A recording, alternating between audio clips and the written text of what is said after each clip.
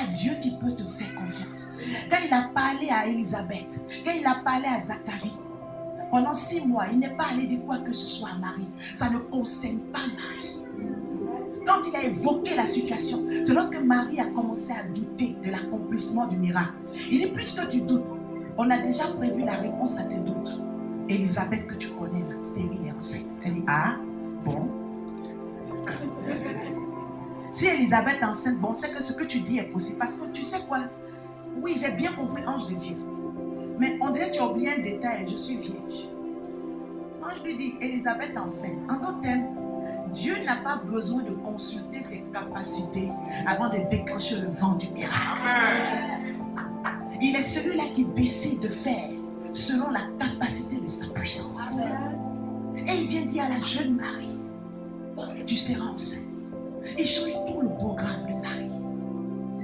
Tu avais prévu aller à Dubaï, visiter le monde. Il dit, tu iras au mariage enceinte ou tu vas reporter ton mariage. Dis à quelqu'un à côté, Dieu a mélangé tout le programme de la confie. Je vous pose la question, si elle devait se marier dans 3 mois, elle fait quoi? Ou dans 6 mois? Elle fait quoi? Bon, quelles sont celles qui vont reporter? Bon, il y a une qui dit, je me marie vite fait. Maintenant, la phrase n'est pas finie. Marie vite fait pour aider l'histoire. Là, tu enseignes, tout le monde dit, bon, c'est sûrement Joseph. Joseph aussi te regarde et dit, tu as pris ça où? Merci, ma soeur. L'affaire devient compliquée. Parce qu'au mariage, vous regardez d'une manière, on ne comprend pas. Et regardez, Marie était tellement dans les réflexions qu'elle n'en a même pas. Elle n'en a même pas réalisé que c'était une bénédiction pour elle, mais au contraire une source de problème. Lisez bien. Parce qu'au fur et à mesure que l'on lui disait, tu as trouvé grâce aux yeux de Dieu, tu vas porter le Messie. Le Messie était annoncé depuis la Torah. Le Messie était annoncé depuis, celui qui allait changer le cours de l'histoire. Et donc, une femme à qui on venait dire, c'est toi qui allais porter le Messie. La Bible dit, cette femme serait la bienheureuse. Mais en une fraction de seconde, Marie a oublié tous les côtés positifs. Elle a vu la réalité de l'affaire. Elle a vu de manière pratique, je vais affronter cette situation comment? Mais Seigneur, tu mélanges tout mon programme. Je vais faire comment? Et je vais dire à quelqu'un, quand Dieu a décidé de te distinguer dans ta génération, il va mélanger ton programme. Il va secouer ton programme. Il va t'envoyer là où tu n'avais pas prévu d'y aller. Il va te demander d'aller affronter des choses que tu n'avais pas envie d'affronter. L'ange est venu parler à Marie, mais il n'est pas allé parler à Joseph. Il dit, Marie, c'est à toi d'aller affronter Joseph. Parce que Joseph n'était pas informé de l'affaire. Quand Marie est venue lui dire, un ange m'a visité et dit que Dieu va me mettre un bébé dans le ventre. Joseph dit, oui, amen. Et le soir, il allait réfléchir. Et la petite fille, là, elle m'a trompé, elle ne sait pas comment me dire. Bon, je sais que Marie, j'avais hésité entre Marie et puis Sylvie. Mais qu'est-ce qui m'a poussé à prendre cette fille-là? On dirait que je n'avais pas bien consulté son compte Facebook. Attendez, c'est Benoît. Seigneur m'a présenté, il dit, c'est son ancien camarade. Et c'est pas lui le père. Bon, de toutes les manières, je n'ai pas les réponses. Mais comme je l'aime, je ne sais pas qui est le père, je vais aller rompre secrètement les fiançailles. Au moins, on ne va pas la lapider. Et quand il fait tout son programme, Dieu se tait, il écoute. Hein, pour que Joseph au réveil ait honte. Je vais dire à quelqu'un ce matin, parfois Dieu t'entend te plaindre. Il te laisse finir pour qu'après, lorsqu'il te bénit, tu n'as plus rien à dire. Je parle à quelqu'un. Tu n'as plus rien à dire. Ah, mais Seigneur, pourquoi c'est comme si? Il se tait. Ah, mais Dieu, tu as dit, hein, moi je t'ai fixé les délais. Il se tait. Parce que lorsqu'il va régler la situation, tu es là maintenant. En fait, les voies de Dieu sont insondables. C'est sondable. Comment c'est insondable? Je parle à quelqu'un qui est déjà passé par là. Tu te plains, tu es serein. Mais Seigneur, c'est pas possible. Ce travail, tu as dit, c'est mon travail. Quand je priais, mais je sentais l'onction. Quand j'étais devant le monsieur, vraiment, tout était bon. Et puis après, Dieu ne te prend pas. Mais pourquoi tu ne m'as pas dit qu'on n'allait pas me prendre? Et mon fils, je ne t'ai pas dit pour voir comment tu vas réagir. Mais est-ce que tu sais le travail que je t'ai pris? Est-ce que tu sais ce que je suis capable de faire? Je t'ai laissé passer par là pour savoir que ce n'est pas par ta force ni par ta puissance. Mais c'est par ma bénédiction. Pour que lorsque l'autre porte s'ouvrira, tu ne diras pas c'est parce que tu maîtrises la situation, mais c'est l'Éternel qui m'a béni. C'est l'Éternel qui m'a fait grâce. Est-ce que je parle à quelqu'un? Et donc Joseph trace tout son programme et il s'endort en se disant demain à 6 heures, je vais voir les parents de Marie pour arrêter le programme. Pour dire que je ne me marie plus pour sauver. Et la nuit il s'endort, Dieu lui dit mon petit reste tranquille. Ce que Marie t'a raconté n'est pas une fausse histoire. L'enfant qu'elle porte vient de Dieu. Et d'ailleurs, on a accéléré le processus. Va la prendre, c'est ta femme. Je parle à quelqu'un.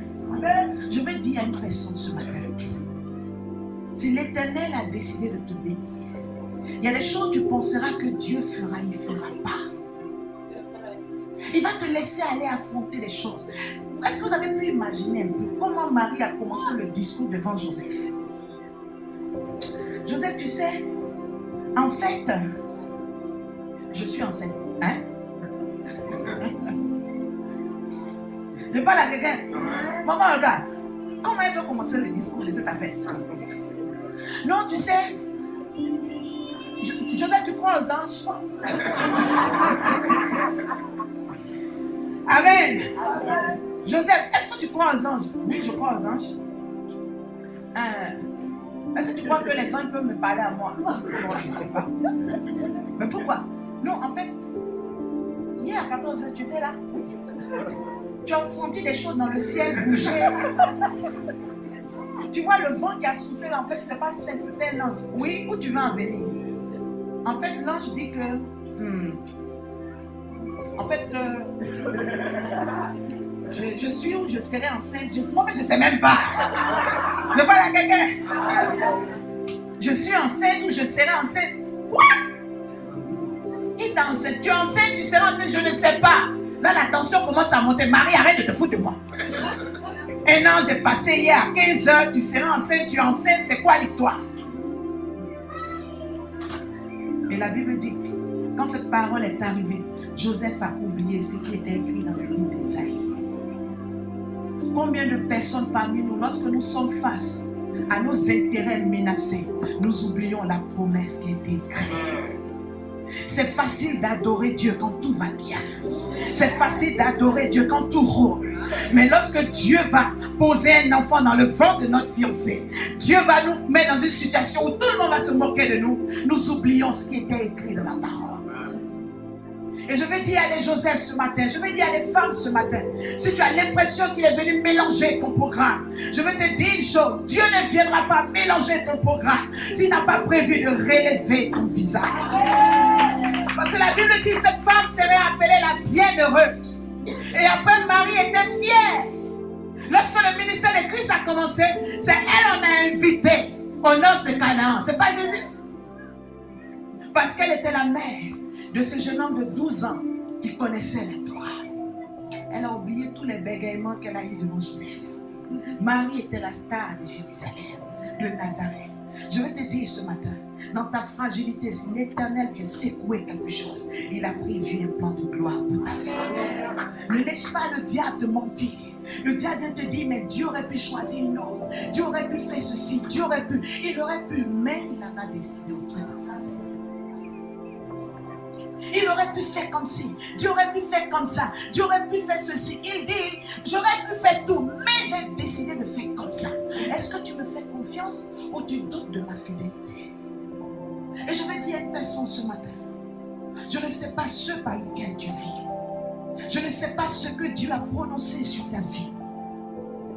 Mais sache une chose, il ne viendra pas déranger ton programme s'il n'a pas prévu de relever ton visage. Et écoute-moi bien, si tu continues à douter de ce que Dieu est capable de faire, tu vas déclencher la bénédiction dans la vie de plusieurs personnes. Parce que Dieu met enceinte Élisabeth, parce qu'il sait que Marie ne croirait que lorsqu'elle aurait vu et entendu. Et il y a des personnes que Dieu bénit autour de toi pour te dire reste serein. Tu vois le cas de celle-là. Si j'ai réglé ce dossier, ton dossier n'est pas autant compliqué. je le ferai pour ta vie. Donc quand une bénédiction se fait à côté de toi, dis-toi que l'Éternel est juste en train de préparer quelque chose pour toi. La Bible dit au 6e mois. 6, c'est le chiffre de l'homme. Lorsque le temps de l'homme arrive, lorsque ta saison arrive, le processus se déclenche. C'est pourquoi je vais encourager une personne ce matin. Écoute-moi bien. L'Éternel te connaît. Tu es jeune. Tu as toute la vie devant toi. Dieu aurait pu simplement faire de toi une chrétienne bien. Tu as bien trouvé ta vie simplement et tu glorifies Dieu par ta réussite professionnelle. Mais il dit non. En plus de ça, je veux que tu sois ma servante. Tu es le grand patron dehors, mais dans mon église, tu pries pour les malades. Je parle à quelqu'un. Il dit oui, tu as tous tes projets, mais je veux que tu sois évangéliste. Je voudrais que tu te tiennes et que tu déclares des oracles de ma part. Ah, mais Seigneur, vraiment, tu aurais pu faire de moi un simple chrétien. Il dit oui, je le sais, mais je décide que toi, tu ailles prier dans les hôpitaux pour les malades et qu'ils sachent que je ne suis pas celui qui guérit, mais je suis la guérison. Si quelqu'un m'accepte, il a la guérison. Et le Seigneur a commencé à chambouler la vie de plusieurs.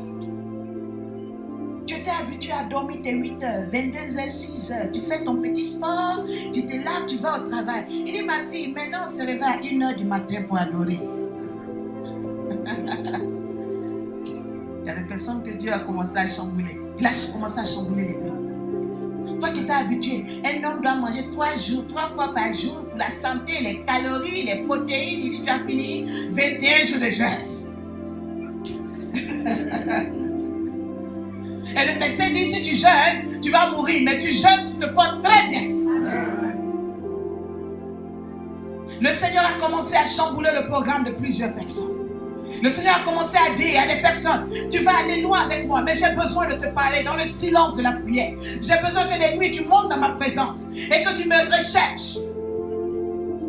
Toi qui étais habitué à rester au téléphone jusqu'à 2 heures du matin, mais déjà à partir de 23 heures, un feu brûle à l'intérieur de toi, il faut que tu ailles prier. Il a commencé à chambouler ton programme. N'aie pas peur, obéir à la voix de l'Esprit. Parce que le fruit de cette relation avec le Saint-Esprit va transformer les familles autour de ta vie. Va transformer ton entourage. Ne laisse pas le diable te faire croire que Dieu veut ton mal. Quand l'ange était en train de parler à Marie, beaucoup de choses ont bougé en elle. Mais Dieu ne voit pas tous les problèmes que ça va créer. Est-ce que Dieu te connaît? Est-ce qu'il t'aime? Le Seigneur sait que si tu laisses ce temps, si tu laisses cette femme, ta vie financière va être dégradée. Mais il dit, mon enfant, je veux la vie éternelle pour toi. Ma fille, je veux la vie éternelle pour toi. Sais-tu que quand un homme va avec une femme, la Bible dit, ils font un. Il y a transfert d'esprit. Amen. Pour 1 000 euros, une enveloppe de 1 000 euros. Sais-tu combien de malédictions familiales tu prends pour sortir de cet hôtel?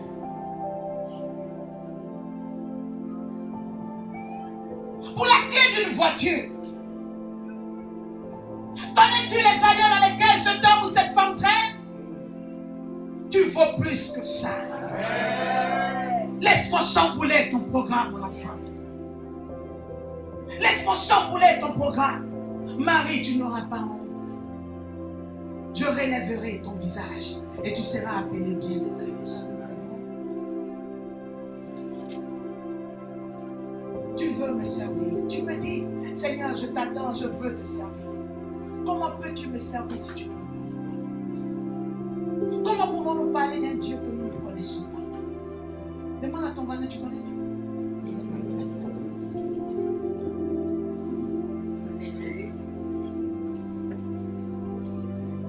Beaucoup de personnes connaissent le Dieu d'Abraham, le Dieu de David, le Dieu d'Isaac, le Dieu des grands pasteurs. Mais il dit, il est temps qu'on écoute la version de Dieu de Lucie. Je parle à quelqu'un. Il est temps qu'on écoute la version, le Dieu de ton Dieu. Toi et lui. Il dit, tu veux me servir, mais je veux que tu apprennes à me connaître. Mais si tu veux apprendre à me connaître, passe du temps avec moi. Je vais dire à tous ceux qui sont appelés à servir Dieu, je vous vous en supplie par les compassions de commencer à chercher à connaître Dieu. Ne cours pas derrière l'onction, les paroles de connaissance. Je vais dire quelqu'un à droite et puis à droite, à gauche et après. Quand les vents contraires souffrent contre toi, es-tu capable de dire, je suis serein, Jésus est dans mon bateau. Satan agit comme tu veux. Mon bateau ne sera pas renversé. Il veut bâtir cette assurance à l'intérieur de ta vie. Je vais te dire ce matin, il est là et il te dit, ma fille, si tu veux me servir, apprends. Ça fait plusieurs fois que je viens et je vais libérer ce message prophétique ce matin. Vous avez été appelés à servir Dieu. Montez à la montagne de Dieu. Il vient dire à Moïse dans la tente, il dit à Moïse sous sa cabane dans la vallée, Moïse monte. Monte demain, j'ai des choses à lui dire. Est-ce que ce qu'il avait à dire à Moïse, il ne pouvait pas lui dire ça en même temps dans la cabane? Mais laissez-moi vous dire, il y a des révélations qu'il ne donne pas dans la cabane. Tu as besoin de ce soir.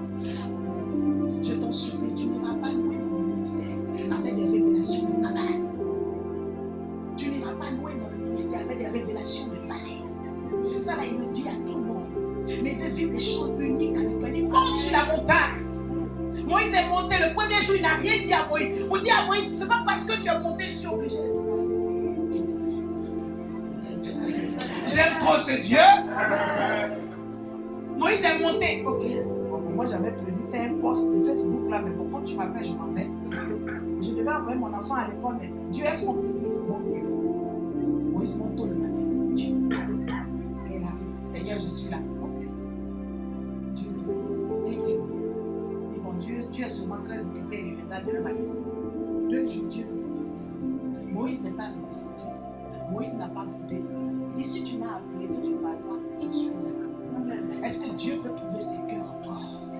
Dieu te dit les choses, il fera, il ne fait pas. Est-ce que ton cœur se fâche ou ton cœur reste dans sa présence? Il dit, va prier pour cette femme et je la guérirai. Tu vas prier, la situation ne change pas. Est-ce que tu sortiras de la montagne de ton appel ou tu resteras sur la montagne? Il te dit, viens dans ma présence. Pendant 3 heures de temps, tu adores Dieu, tu ne ressens rien.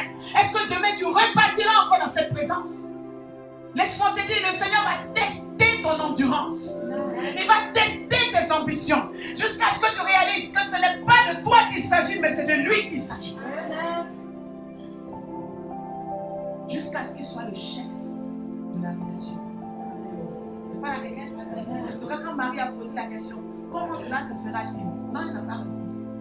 On va lire ensemble, mais peut-être ce n'est pas dans vos Bibles.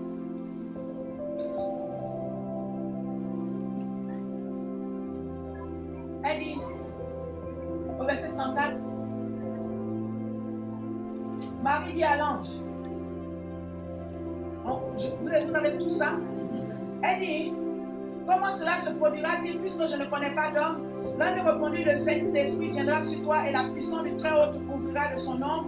C'est pourquoi le Saint-Enfant qui naîtra sera appelé de Dieu. Marie pose la question, elle dit, comment cela se fera-t-il parce que je ne connais pas d'homme? Parce que pour Marie, quand un enfant doit naître, il faut une relation homme et femme. Mais il lui dit, Marie, je ne suis même pas dans un débat d'homme et femme. Je te parle d'une dimension de l'esprit. Marie, je ne descends pas au niveau où tu veux descendre. Elle me pose une question sur l'homme. Elle me pose une question sur qu'est-ce qu'un homme peut produire. Il ne rentre même pas dans le débat. Il dit, le Saint-Esprit fera. Il continue son discours. C'est-à-dire, quand elle a posé sa question, il dit, quoi? J'étais en train de parler. Regardez, quand il dit, voici au verset 31, tu deviendras enceinte, tu enfanteras un fils, tu l'appelleras du nom de Jésus.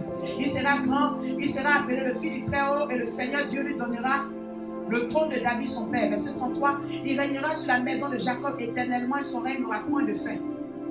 Il a fini de dire tout ça. Il s'apprête à continuer sa phrase de pose question. Quand il a posé sa question, il continue. Il dit, le Saint-Esprit descendra sur toi. Vous dites, Marie, je ne suis pas venue pour répondre tes questions. Je suis venue te dire quel miracle se prépare dans ta vie. Amen. Je veux dire à quelqu'un ce matin, quand l'Éternel a décidé de le faire, écoute-moi bien, tout ce qu'il attend de toi que tu réalises, que c'est lui le chef de ta relation. Amen. Et quand tu te rendras compte que Dieu est le chef de ta relation chrétienne, il sera le chef. Ah, il faut me regarder. Je veux dire à quelqu'un ce matin, il veut être le chef. Et il veut que tu lui fasses confiance. C'est au moment que tu as chaque fois essayé Jésus et tu as été déçu. Mais je vais te dire ce matin, au-delà des déceptions que tu as. Il dit, mon fils, je t'aime. Et je veux que tu ouvres la porte de ton cœur. Parce que le péché dans lequel tu es, ce péché te détruira. Mais je suis le Dieu qui peut rentrer dans ta vie. Et quand tout le monde regarde le démon, c'est fini. Son mariage est gâté, elle va perdre Joseph, tout va se détruire. Mais rien n'a été changé dans la vie de Marie. Tout s'est accompli. Elle s'est mariée, elle est son foyer. Et je vous dis, il y a quelqu'un. Dieu ne viendra pas t'arracher ce qu'il avait déjà prévu. Si tu passes par une situation difficile aujourd'hui, sois persévérant. Sois persévérant et approche-toi. Parce que l'Éternel ne viendra pas chambouler ton pouvoir. C'est qu'on va prévenir de ton visage. Et pendant que je libère cette parole, le Seigneur est en train de me parler d'une femme qui est dans ces salles. Et il me dit, dis-lui, pendant longtemps tu as voulu contrôler la situation. Quels ont été les résultats? Laisse-moi finir le discours dans ta vie. Laisse-moi prendre le contrôle dans ta vie. Je suis ton Père et je te connais. Je sais ce dont tu as besoin et je peux transformer ta vie. Tu me dis aujourd'hui, Seigneur, regarde, on se moque de moi. Seigneur, toutes les fois j'ai attendu, je n'ai pas vu la chose s'accomplir. Je commence à me décourager. Il te demande ce matin, est-ce que je ne le sais pas? Est-ce que je ne le sais pas? Je sais qu'ils se moquent de toi. Je sais qu'ils disent que ta vie chrétienne n'a pas de sens. Je sais qu'ils disent que tu perds ton temps dans l'église. Mais écoute-moi bien. Je suis celui-là qui a le dernier mot. Et le travail, soyez vigilants. L'onction de Dieu est ici. Nous allons nous